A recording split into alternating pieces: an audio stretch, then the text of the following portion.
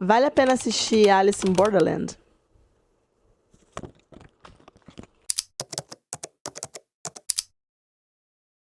Hello, Bia Maia por aqui. E hoje eu vim conversar com vocês sobre essa série incrível que é Alice in Borderland, da plataforma da Netflix. Gente, eu assisti a terceira temporada de Alice in Borderland, que tá recente, tá fresquinho, na plataforma vermelha. E, gente, tá excepcional. Eu, no início, achei que eu não ia conseguir assistir, porque meu personagem favorito não está no elenco da terceira temporada, ele não participa dos jogos.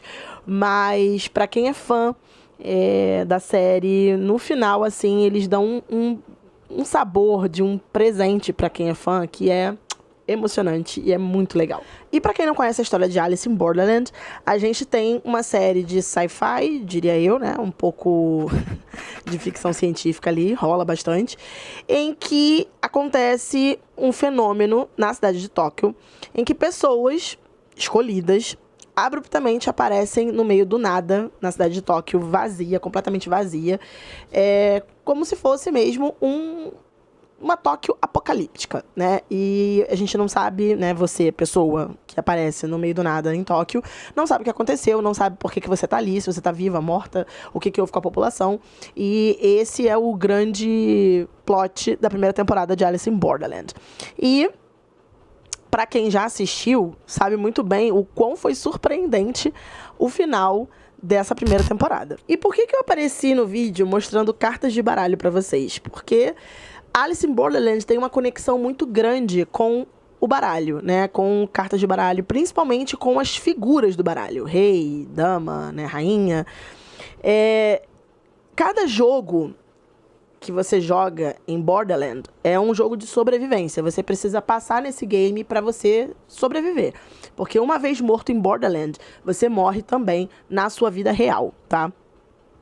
E a gravidade dos jogos é medida pelo naipe do baralho e pela numeração do baralho, né? A gente sabe que se o jogo for um 9 de espadas e o outro jogo for um 10 de paus, o jogo de paus aqui vai ser um jogo muito mais complicado, muito mais difícil de você passar. E cada naipe tem um tipo de jogo, né?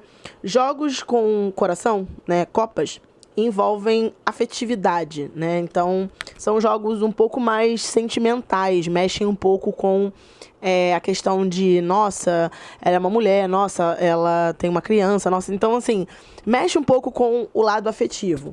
Jogos de espadas são jogos mais capciosos, são jogos de estratégia muito mais aflorado. Então, se você cai num jogo de espada, você sabe que você vai ter que usar muito raciocínio para passar desse jogo. E aí nós temos o nosso elenco, né, belíssimo elenco de Alice in Borderland, né? Nós temos Arisu, Usagi, Tishia, que é o meu personagem favorito da primeira e da segunda temporada em larga escala, entre outros personagens que eu vou deixar as fotinhos aqui, que são assim bravos guerreiros na primeira e na segunda temporada.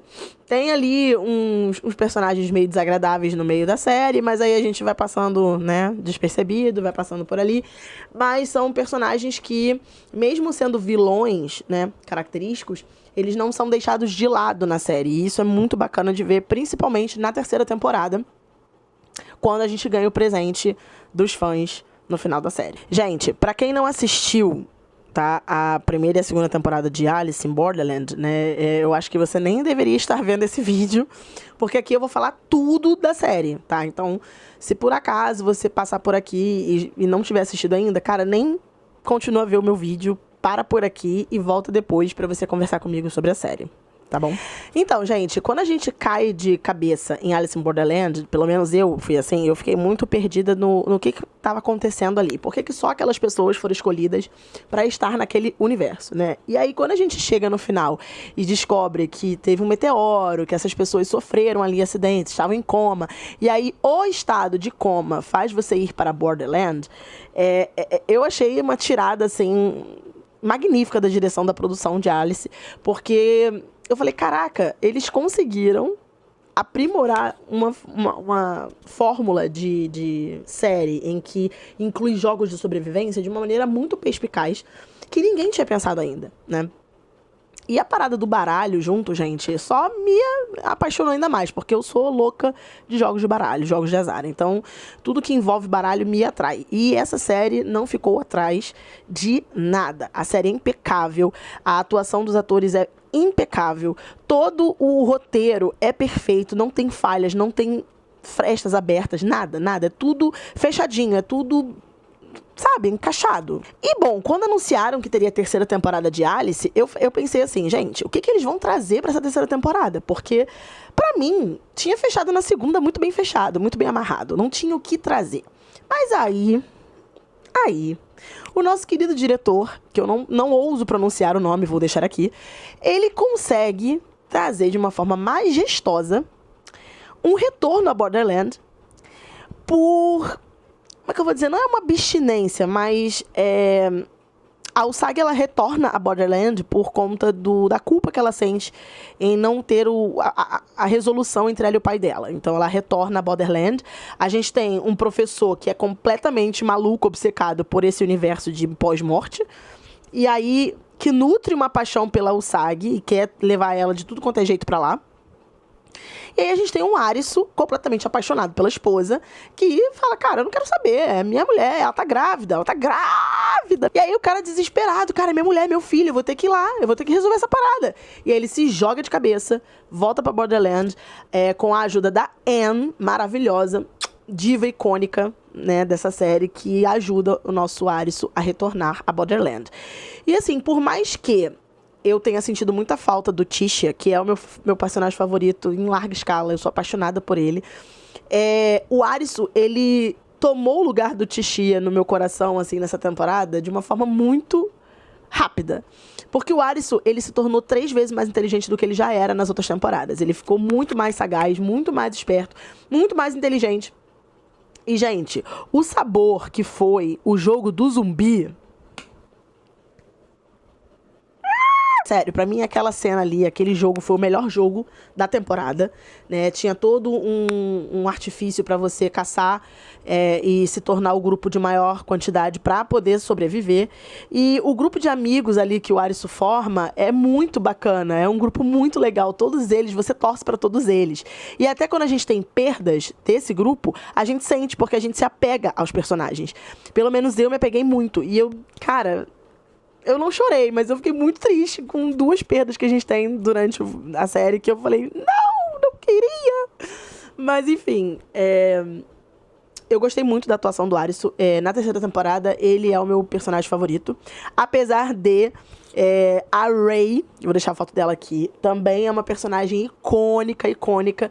Me lembrou um pouco o Tisha, mas o Arisu, assim, em larga escala, ele tomou um espaço no meu coração muito importante. E... cara, a série é impecável, vale muito a pena você assistir. Se você gostou de Round 6, que tem uma pegada de jogos de sobrevivência, você vai amar Alice in Borderland, porque além de ser mais inteligente, ousaria dizer, te traz um lado afetivo pelos personagens muito maior do que Round 6. E é alucinante, você torce, você vai junto, é como se você estivesse em Borderland pela sobrevivência, sabe? Então, vale muito a pena, sim. E bom, gente... por favor, isso que eu vou falar agora aqui é um spoilerzaço, é só mesmo pra quem já assistiu a série, tá? No final, o Arisu, ele é um aconselhador, né? Um conselheiro, vamos dizer assim, de pessoas pós-trauma de Borderland, né? E aí, ele tá entrevistando cada personagem da primeira e da segunda temporada. Então, a gente vê todos aqueles rostinhos que a gente viu e que a gente amou na primeira e na segunda temporada. E rever o Tisha, pra mim, foi incrível demais. Foi apaixonante demais. Eu berrei na hora, eu não sabia nem reagir. Foi lindo demais essa homenagem que a produção fez pros fãs da série. Bom, gente, eu vou ficando por aqui. Se você ainda não conhece meu trabalho, me segue nas redes sociais, segue no Spotify lá, no Necrotério, e se inscreve no canal para receber outros vídeos como esse. Um beijo, deixa nos comentários o que você achou da série e até o próximo vídeo. Tchau, tchau!